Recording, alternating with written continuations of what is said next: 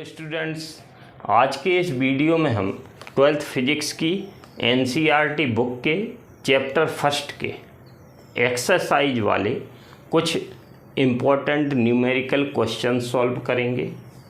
तो यदि ये वीडियो पसंद आए तो चैनल को सब्सक्राइब और शेयर ज़रूर करें। तो चलिए शुरू करते हैं आज का वीडियो। तो इस वीडियो में हम क्वेश्चन नंबर 1.8, 1.9, 1.10, 1.11 और 1.12 ये 5 क्वेश्चन सॉल्व करेंगे। ये पांचों क्वेश्चन बोर्ड एग्ज़ाम के लिए इम्पोर्टेंट रहेंगे। तो शुरू करते हैं आज का वीडियो। क्वेश्चन नंबर 1.8 पहले चैप्टर का 8वां क्वेश्चन। दो बिंदु आवेश हैं इस क्वेश्चन में, QA और QB, और निर्वात में एक दूसरे 20 सेंटीमीटर की दूरी पर रखे हुए हैं। तो एक आवेश मान लिया ये है, इसका नाम है QA और इसका मान है 3 माइक्रो कूलाम। और एक आवेश ये रखा हुआ है, इसका नाम है QB और इसका जो मान है वो है -3 माइक्रो कूलाम। और ये निर्वात में रखे हुए हैं और इन दोनों के बीच की दूरी 20 सेंटीमीटर दी गई है क्वेश्चन में। तो इस बिंदु का नाम हमने मान लिया A और इस बिंदु का नाम मान लिया B। अब इस क्वेश्चन में 2 भाग हैं। तो पहला भाग देखते हैं हम A। इसमें दिया गया है कि दोनों आवेशों को मिलाने वाली रेखा AB के मध्य बिंदु O। तो दोनों आवेशों को मिलाएंगे हम। तो दोनों आवेशों को मिलाने वाली जो रेखा बनेगी, इसमें एक मध्य बिंदु लेना है बीच में, इसका नाम दे दिया O। तो इस बिंदु O पर हमें विद्युत क्षेत्र की तीव्रता निकालना है। कहाँ निकालना है? बिंदु O पर। ये पहला भाग है। तो अभी हम इसको सॉल्व करते हैं, फिर सेकंड भाग देखेंगे। तो हमें बिंदु O पर विद्युत क्षेत्र की तीव्रता निकालना है। तो विद्युत क्षेत्र की तीव्रता की जब हमने परिभाषा पढ़ी थी, तो विद्युत क्षेत्र के किसी बिंदु पर रखे हुए एकांक धनावेश पर लगने वाले बल को विद्युत क्षेत्र की तीव्रता कहते हैं। तो एकांक धन आवेश या परीक्षण आवेश लेते हैं Q0। तो इसका मतलब ये है, इस बिंदु पर परीक्षण आवेश हम लेंगे, वो धनात्मक लिया जाता है। तो ये प्लस है, तो ये प्लस है। तो इस बिंदु पर रखे हुए परीक्षण आवेश पर प्रतिकर्षण बल लगेगा, मतलब दूर की ओर। तो जिस तरफ बल लगता है उसी साइड विद्युत क्षेत्र की तीव्रता लगती है। तो इस आवेश के कारण इस बिंदु पर विद्युत क्षेत्र की तीव्रता होगी इस साइड। तो इसका नाम दे दिया हमने, मान लो EA। अब ये माइनस आवेश है और इधर परीक्षण आवेश प्लस मानेंगे। तो ये वाला आवेश इस पर आकर्षण बल लगाएगा, मतलब बल जो है OB दिशा में लगेगा। तो इस आवेश के कारण इस बिंदु पर जो विद्युत क्षेत्र निकलेगा उसकी दिशा भी इसी साइड होगी, EB। तो हमें कुल विद्युत क्षेत्र की तीव्रता निकालना है। तो EA और EB दोनों एक ही दिशा में हैं, तो दोनों का प्लस हो जाएगा। तो ये हमें परिणामी विद्युत क्षेत्र की तीव्रता प्राप्त हो जाएगी। तो सबसे पहले हम निकालते हैं QA आवेश के कारण बिंदु O पर विद्युत क्षेत्र की तीव्रता। तो विद्युत क्षेत्र की तीव्रता का सूत्र होता है 1/4 पाई एप्सिलॉन 0 Q/r²। एक बिंदु आवेश के कारण r दूरी पर स्थित किसी बिंदु पर विद्युत क्षेत्र की तीव्रता का सूत्र ये है। तो इसमें जो r है वो कितनी हो जाएगी? बिंदु A से लेकर O तक की दूरी, और ये कितनी होगी? 10 सेंटीमीटर। क्योंकि ये मध्य बिंदु है तो ये AO 10 हो जाएगा और OB का मान भी 10 सेंटीमीटर हो जाएगा। क्योंकि टोटल है 20 सेंटीमीटर और ये मध्य बिंदु है तो आधी आधी 10-10 सेंटीमीटर होगी। तो अब हम इस सूत्र में मान रखेंगे तो ए निकालेंगे तो 1/4 पाई एप्सिलॉन नॉट की वैल्यू होती है 9 × 10⁹ क्यू मतलब आवेश। तो इसमें हम क्यू ए का मान है 3 माइक्रो कूलाम, तो माइक्रो हटाना पड़ेगा तो 3 × 10⁻⁻6 कूलाम, क्योंकि माइक्रो हटाने के लिए कितना लगाते हैं 10⁻⁻6। और जो आर है उसका मान है 10 सेंटीमीटर, तो इधर से सेंटी हटाएंगे तो 10 × सेंटी हटाने के लिए -2 लगाते हैं 10 की पावर, तो ये मीटर बन गया। और 10 की पावर इधर 1 है, इधर -2 है, तो 10⁻⁻1 मीटर, ये आर की वैल्यू। तो क्यू ए का मान रखेंगे हम आवेश की जगह, तो ये हो जाएगा 3 × 10⁻⁻6 अपॉन r², आर मीन्स 10⁻⁻1 और इसका स्क्वायर। अब इसे सॉल्व करेंगे हम तो E = 9 और 3 इन दोनों मल्टीप्लाई करेंगे तो 27 × 10 की पावर काउंट करेंगे तो 9 और -6, 10⁻³ बची और 10⁻, नीचे बच रही है -2, क्योंकि पावर का पावर में मल्टीप्लाई होता है, तो 2 एकम 2। तो EA = निकला 27 × 10⁻², ऊपर जाएगी +2 होगी तो 3 + 2 मीन्स 10⁵। जब 10 की पावर में आंसर आता है तो हम दशमलव को एक अंक के बाद सेट करते हैं। तो EA तो ये पॉइंट इधर है, इसको एक अंक के पहले लाएंगे हम तो 2.7 × 10⁶ न्यूटन पर कूलाम। जब दशमलव को लेफ्ट साइड खिसकाया जाता है तो 10 की पावर बढ़ती है, तो जितने अंकों के पहले दशमलव को खिसकाते हैं 10 की पावर उतनी ही बढ़ जाती है, और जब दशमलव को राइट साइड खिसकाते हैं तो जितने अंकों के बाद खिसकाते हैं उतनी पावर इसमें से कम हो जाती है।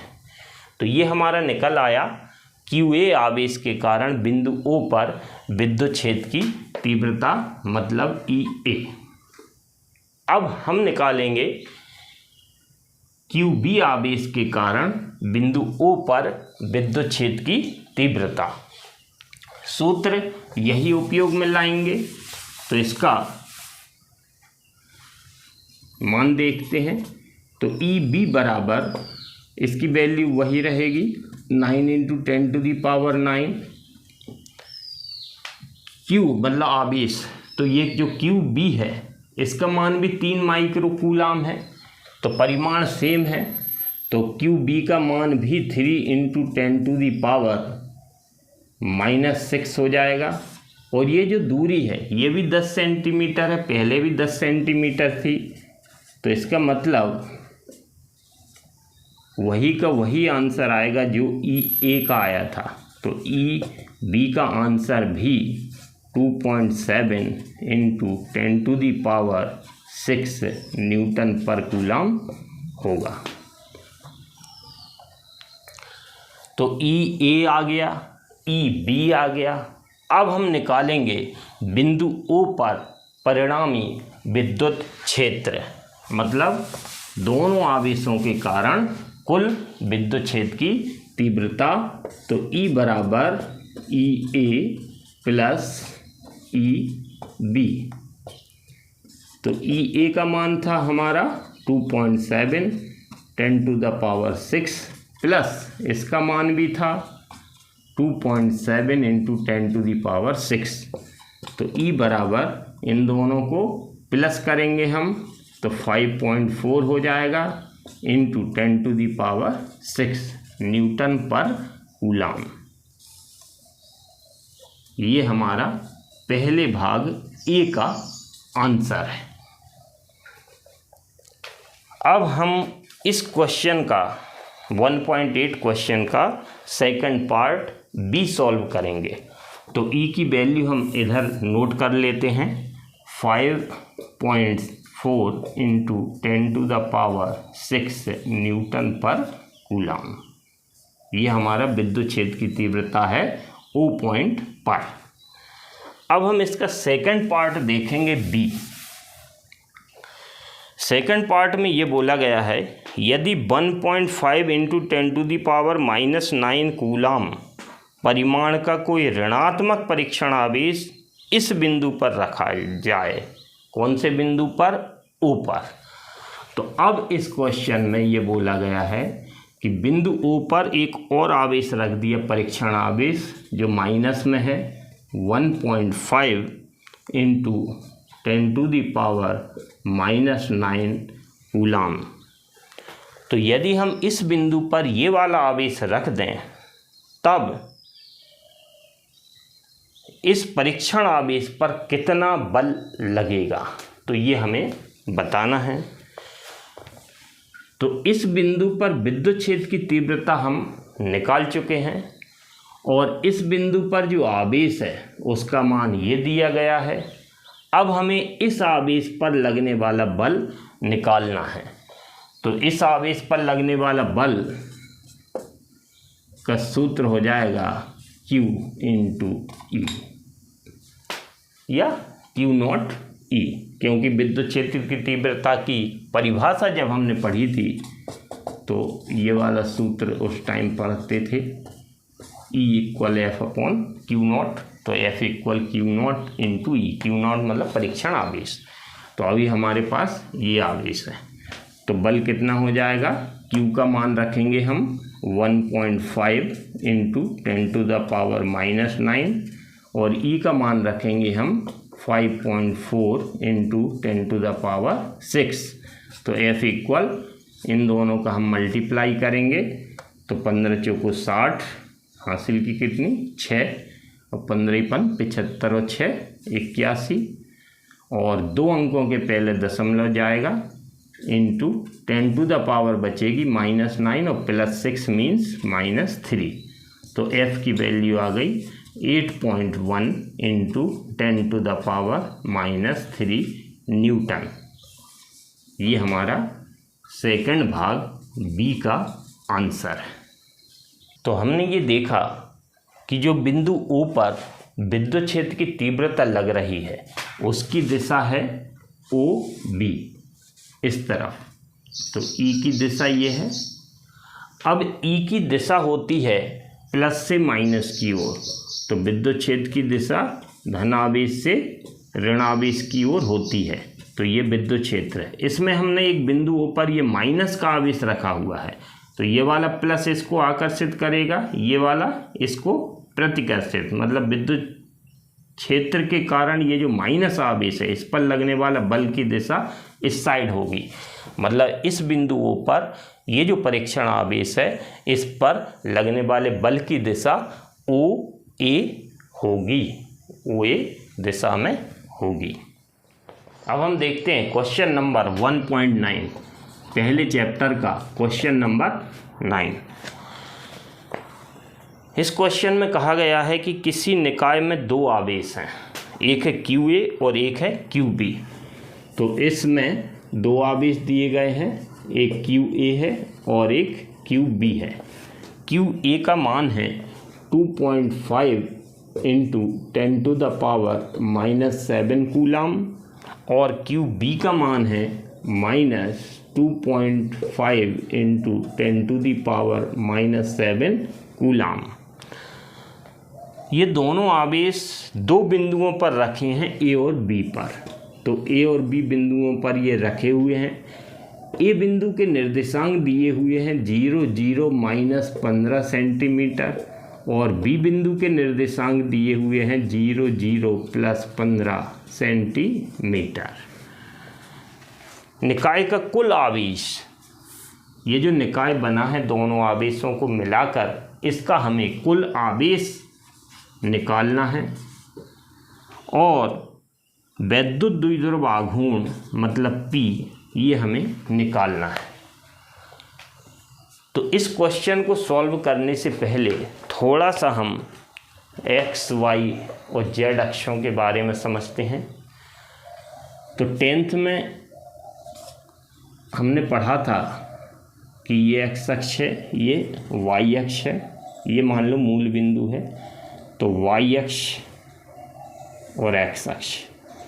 तो मूल बिंदु के दाईं ओर धनात्मक मान लिया जाता है एक्स अक्ष का, और वाई अक्ष पर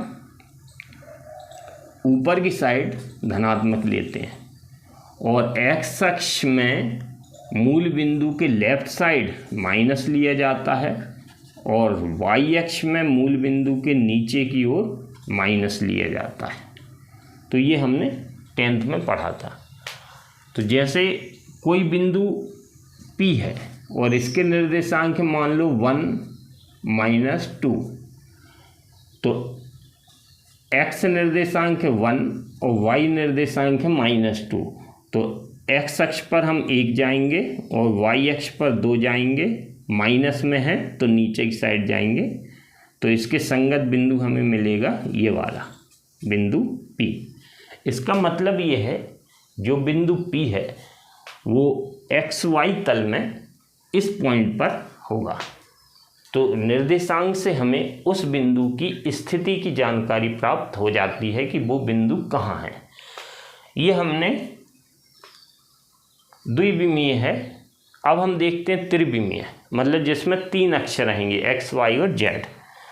तो जैसे ये एक्स अक्ष मान ली, ये वाई अक्ष है, तो जो जेड अक्ष होती है वो ऐसी होती है, मतलब तीनों अक्षें आपस में लंबवत होती हैं। तो ये एक्स अक्ष हो गई, ये वाई अक्ष हो गई, ये जेड अक्ष हो गई।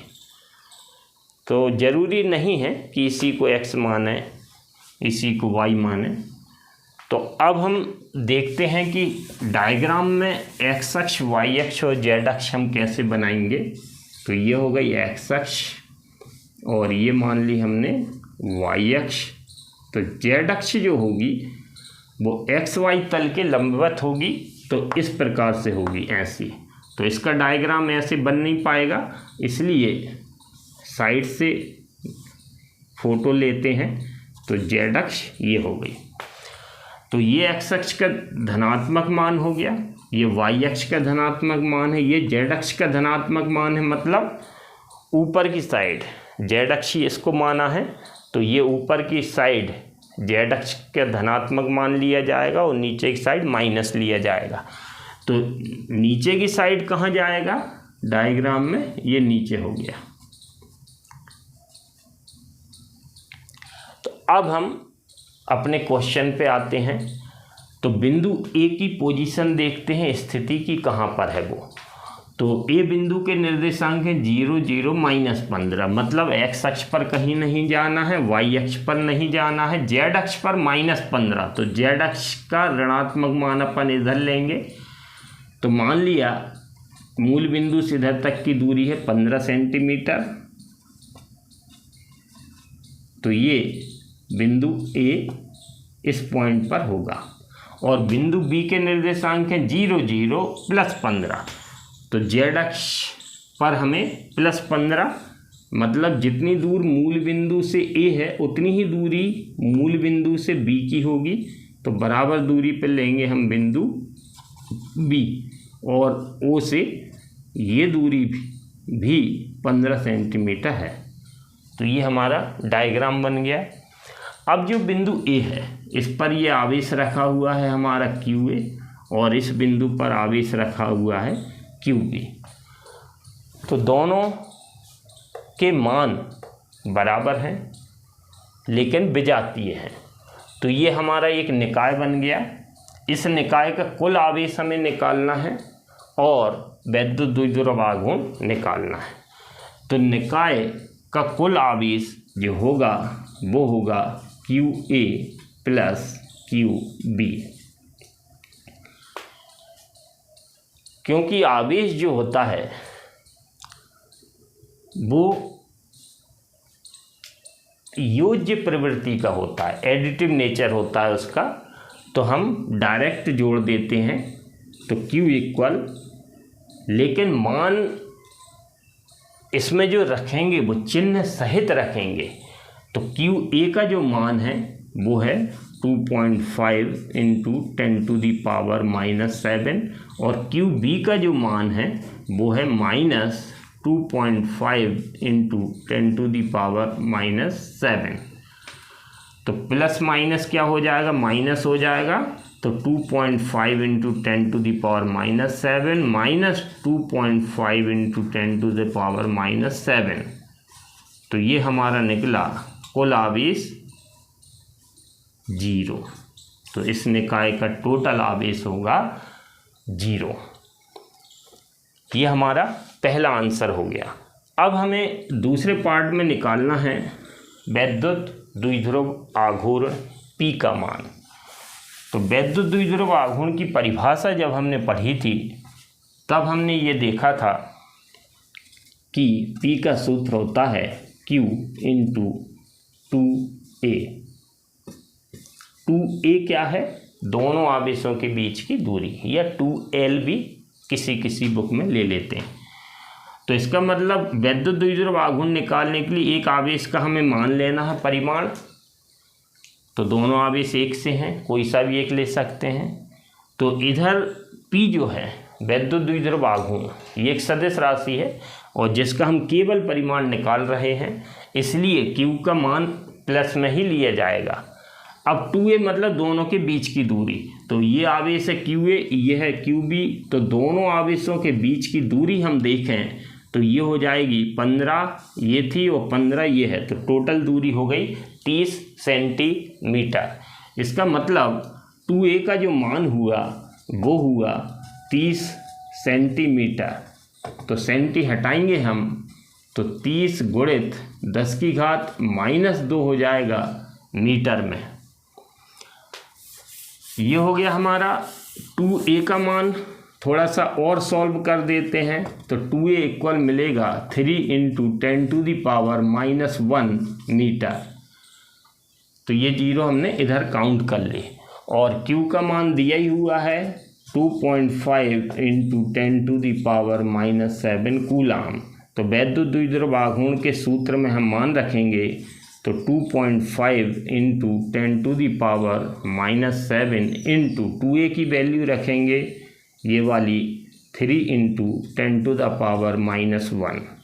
तो P इक्वल 2.5 और 3 का मल्टीप्लाई करेंगे तो 25 3 75। तो 7.5 इंटू 10 की पावर कितनी हो गई, -7 और -1 मीन्स -8। और वैद्युत द्विध्रुव आघूर्ण का मात्रक होता है कूलाम मीटर। तो कूलाम में C बड़ा बनाएंगे और M छोटा बनाएंगे। तो ये हमारा question number 1.9 complete. Question number 1.10 मतलब पहले चैप्टर का 10वां क्वेश्चन। तो इस क्वेश्चन में कहा गया है 4 into 10⁻⁻9 coulomb metre. 4 into 10⁻⁻9 coulomb metre. द्विध्रुव आघूर्ण का कोई वैद्युत द्विध्रुव।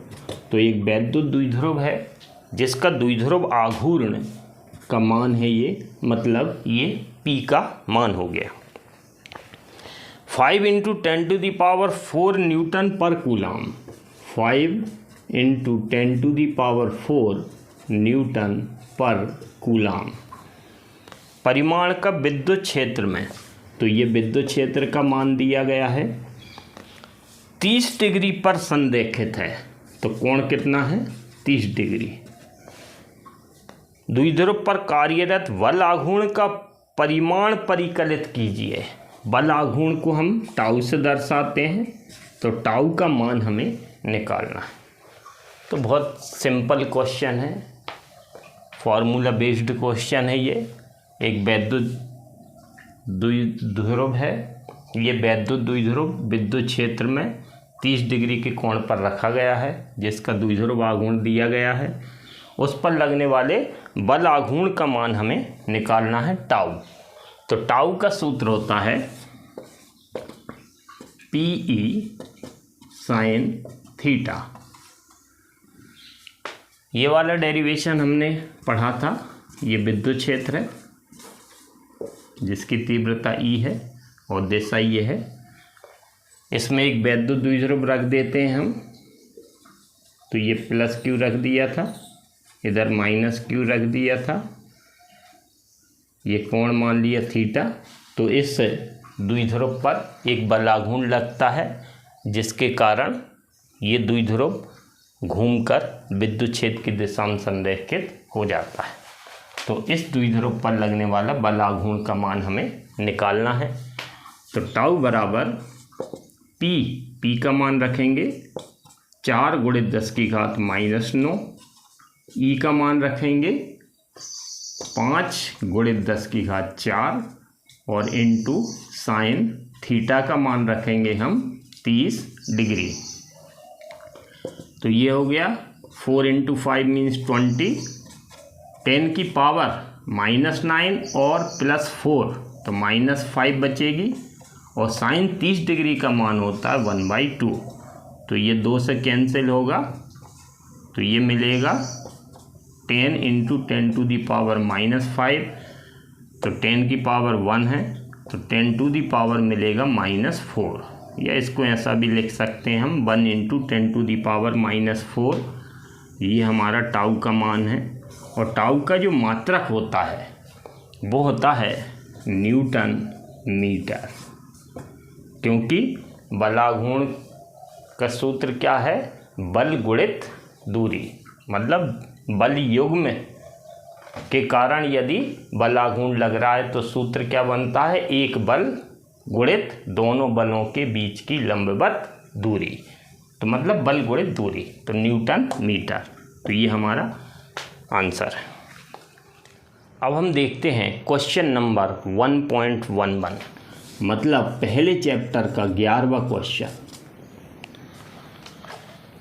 तो ऊन से रगड़े जाने पर कोई पॉलीथीन का टुकड़ा, तो मान लिया हमने ये ऊन है और ये पॉलीथीन का टुकड़ा है, इन दोनों को रगड़ रहे हैं। तो 3 × 10⁻⁻7 कूलाम के ऋण आवेश से आवेशित पाया गया। तो कौन पाया गया आवेशित, पॉलीथीन का टुकड़ा। तो इस पर आ गया आवेश माइनस का ऋणात्मक आवेश आया है 3 × 10⁻⁻7 कूलाम। ये ऋण आवेश से आवेशित हो गया है रगड़ने के बाद। तो इस क्वेश्चन में भी 2 भाग हैं, ए और बी। तो सबसे पहले हम ए भाग देखेंगे। तो ए भाग में कहा गया है स्थानांतरित किस पदार्थ से किस पदार्थ में इलेक्ट्रॉनों की संख्या आकलित कीजिए। तो इलेक्ट्रॉनों की संख्या मतलब n हमें निकालना है।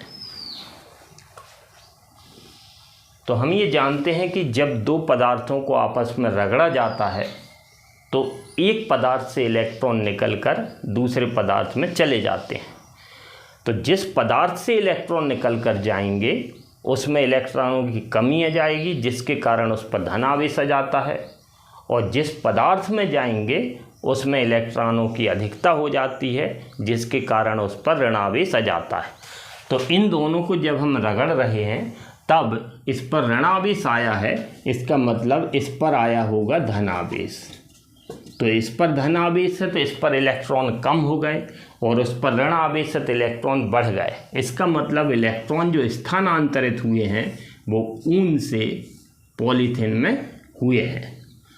तो कितने इलेक्ट्रॉन स्थानांतरित हुए हैं ये हमें निकालना है।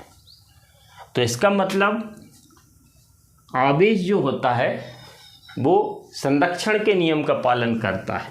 तो इस निकाय का कुल आवेश रगड़ने से पहले 0 था, तो रगड़ने के बाद भी 0 होगा। इसका मतलब ऊन पर जो आवेश आया होगा वो आया होगा 3 × 10⁻⁻7 कूलाम प्लस में।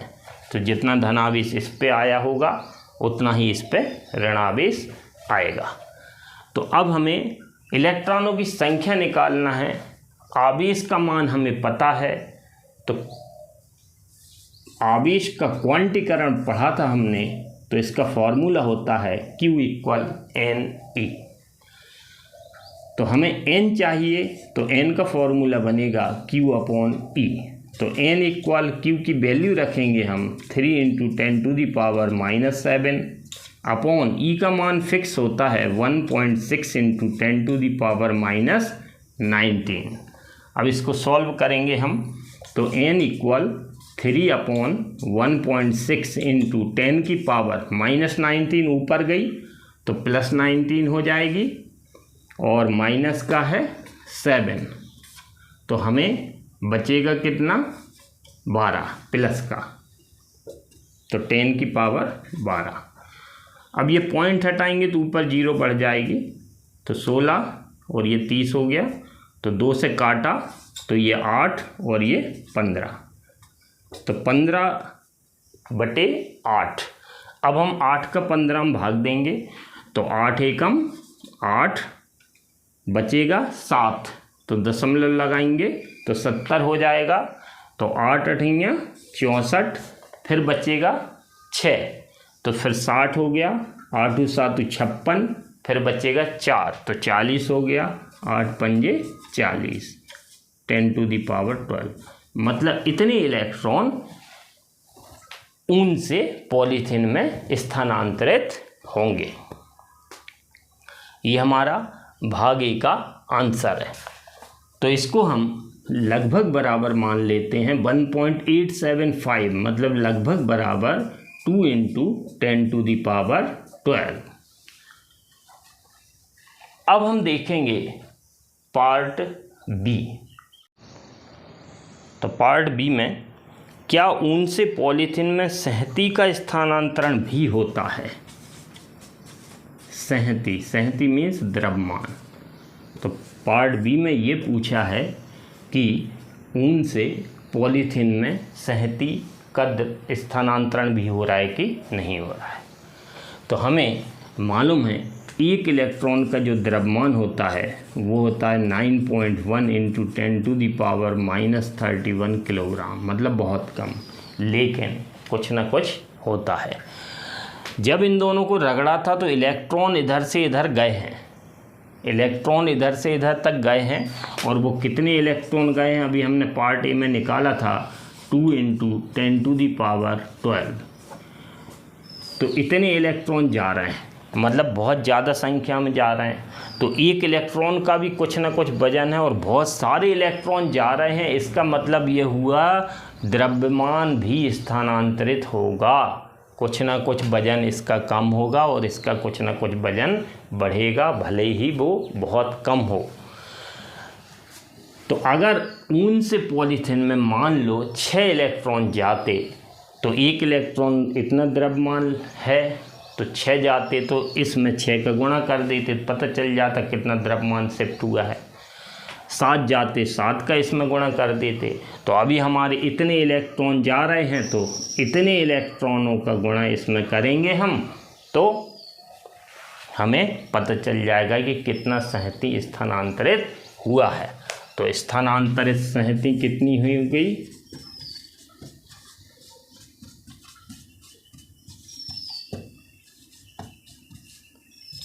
इलेक्ट्रॉनों की संख्या में काय का गुणा कर देंगे हम एक इलेक्ट्रॉन के द्रव्यमान का। तो n का मान कितना है 2 × 10⁻12, मास ऑफ इलेक्ट्रॉन 9.1 × 10⁻31। तो इन दोनों गुणा करेंगे तो 9 दूनी 18, तो ये आंसर आएगा। इसके बाद हम देखेंगे पावर कितनी बची, माइनस का 31 है और प्लस का 12 है, तो 11 में से 2 गए 9 और 2 में से 1 गए 1, 19 काय की बचेगी माइनस की। लेकिन दशमलव एक अंक के बाद सेट करना पड़ेगा, तो पॉइंट को इधर लाएंगे तो 1.82 × 10 की पावर, अब दशमलव के इस साइड खिसकाए 10⁻1 बढ़ेगी, -19 में +1 होगा तो -18 किलोग्राम, इतना संहति का स्थानांतरण होगा। तो इसको भी हम लगभग बराबर लिख सकते हैं 2 × 10⁻⁻18 किलोग्राम। ये हमारा सेकंड पार्ट बी का आंसर। अब हम देखते हैं क्वेश्चन नंबर 1.12, पहले अध्याय का 12वां क्वेश्चन। तो इसमें भी 2 भाग हैं। तो पहले हम ए भाग देखेंगे। 2 विद्युत रोधी आवेशित तांबे के गोलों ए और बी के केंद्रों के बीच की दूरी 50 सेंटीमीटर है। तो इसमें 2 गोले हैं, ये मान लिया गोला ए है और ये मान लिया गोला बी है। इन दोनों के बीच की दूरी मतलब केंद्र से केंद्र तक की नापेंगे तो ये दूरी दी हुई है 50 सेंटीमीटर। यदि दोनों गोलों पर पृथक पृथक आवेश 6.5 × 10⁻⁻7 कूलाम है, मतलब दोनों गोलों पर जो आवेश का मान है वो है 6.5 × 10⁻⁻7 कूलाम, और इस पर भी जो आवेश है इसका मान है 6.5 × 10⁻⁻7 कूलाम। इनमें पारस्परिक स्थिर वैद्युत प्रतिकर्षण बल कितना है? तो दोनों प्लस के हैं, इसका मतलब प्रतिकर्षण बल लगेगा, तो उस प्रतिकर्षण बल का मान हमें निकालना है। और गोलों के बीच की दूरी की तुलना में गोलों ए और बी की त्रिज्याएं नगण्य हैं। मतलब ये जो दोनों गोलों के बीच की दूरी है इसकी तुलना में इन गोलों की जो त्रिज्याएं हैं वो नगण्य हैं, मतलब इसको हम नेगलेक्ट कर सकते हैं, मतलब त्रिज्याओं की गणना नहीं करनी है। तो प्रतिकर्षण बल निकालना है, मतलब 2 आवेशों के बीच बल निकालना है। जब भी 2 आवेशों के बीच बल की बात होती है तो कूलाम का व्युत्क्रम वर्ग का नियम उपयोग में लाया जाता है। तो सूत्र क्या है? कूलाम का व्युत्क्रम वर्ग का नियम F = 1/4πε0 Q1 Q2/r²। तो Q1 मतलब पहला आवेश, तो Q1 का मान दिया गया है 6.5 × 10⁻⁻7 कूलाम, तो कूलाम में ही है तो बदलने की ज़रूरत नहीं है। Q2 तो दूसरा आवेश भी इतना ही है, और R जो दोनों आवेशों के बीच की दूरी है R ये है 50 सेंटीमीटर, तो इसको थोड़ा बदलना पड़ेगा। तो 50 × 10⁻⁻2 मीटर, तो R = 5 × 10⁻⁻1 मीटर, और F हमें निकालना है। तो सूत्र में मान रखना है। तो 1/4πε0 की वैल्यू होती है 9 × 10⁹। Q1 का मान 6.5 × 10⁻⁻7, Q2 का मान 6.5 × 10⁻7/r²। तो R का मान रखेंगे 5 × 10⁻⁻1 लेकिन स्क्वायर। अब इसको सॉल्व करेंगे हम, तो 9 × 6.5 × 6.5 × 10 की पावर देखते हैं कितनी है। -7 और -7, तो माइनस हो गया 14 और प्लस का है 9, तो हमारे पास बचेगा कितना? -5। तो 10 की पावर हो गई -5 अपॉन इसका स्क्वायर करेंगे तो 5 का स्क्वायर 25 और 10⁻⁻1 का स्क्वायर हो जाएगा -2। अब इसको हम थोड़ा सा सॉल्व करते हैं।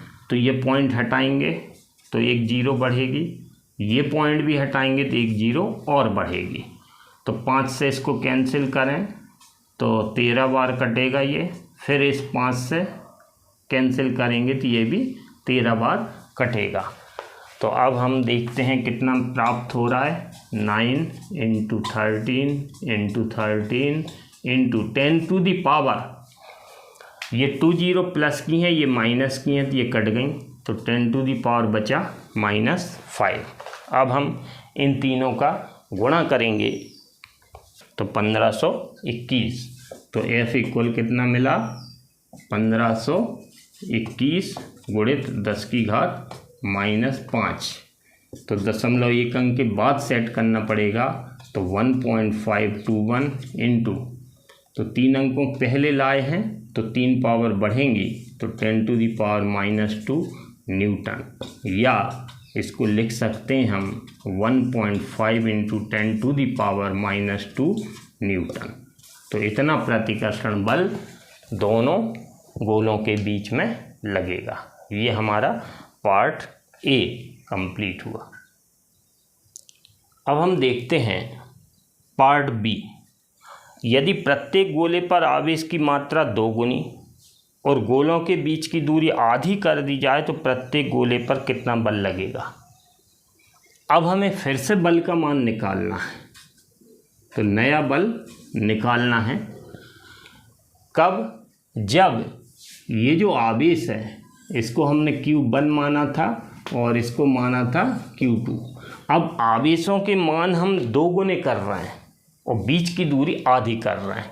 इसका मतलब जो नया आवेश है Q डैश, उसका मान कर रहे हैं हम 2Q1, पहला वाला आवेश Q1 डैश जो है नया वाला Q1, नया वाला पहला आवेश पहले के आवेश की अपेक्षा दोगुना कर रहा है, और दूसरा जो नया आवेश है Q2 डैश, इसका मान भी पहले के आवेश का दोगुना करना है, और जो दूरी है बीच की दूरी नई वाली, उसको पहले की जो दूरी r थी उसका आधा करना है, तब हमें नया बल निकालना है। तो पहले हम सूत्र देखते हैं। तो कूलाम का व्युत्क्रम वर्ग का नियम था 1/4πε0 Q1 Q2/r²। तो इस सूत्र को हम नई स्थिति के लिए बनाते हैं, तो नया बल जो F डैश बनेगा वो बनेगा 1/4πε0। Q1 की जगह रखना है हमें, Q1 की जगह क्या लेना है Q1 डैश, तो नया बल का सूत्र क्या बन जाएगा, डैश लगा दो सब पे, तो ये डैश हो गया।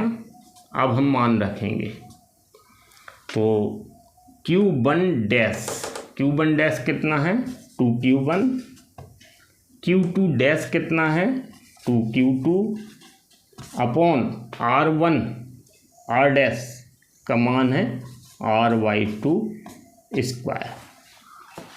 इस सूत्र में हमने ये मान रखे हैं। तो F डैश नया बल जो है वो है 1/4πε0 2 × 2 4 Q1 Q2 अपॉन ये हो जाएगा R²/4, और ये 4 पलट के कहाँ जाएगा ऊपर, तो F डैश इक्वल कितना हो गया 4 × 16, तो इसको अलग कर लो, तो 16 1/4πε0 Q1 Q2/r²। तो ये हम देखें तो ये पुराने बल F का मान है, तो F डैश बराबर 16 × F, इसका मतलब जो नया बल होगा वो पुराने बल का 16 गुना हो जाएगा। तो हमारे पुराने बल का जो मान था वो था F इक्वल, मतलब पहली स्थिति में जो मान था वो हमारा निकला था बल F इक्वल 1.5 × 10⁻⁻2 न्यूटन। अब ये जो पहले की स्थिति में बल लग रहा था, जब आवेशों के मानों को दोगुना कर दिया और बीच की दूरी को आधा कर दिया, तब जो नया बल F डैश है वो पहले के बल का 16 गुना हो गया। तो 16 गुणित 1.5 × 10⁻⁻2, तो F डैश इक्वल 16 × 5 = 80, हासिल की 8, 16 और 8 24, और एक अंक के पहले दशमलव, गुणित 10 की घात -2, तो F डैश इक्वल, तो 24 गुणित 10 की घात -2, या फिर 10 की घात -2 मतलब 100 का भाग देंगे हम, तो ये मिलेगा 0.24 न्यूटन। ये पार्ट बी का आंसर है।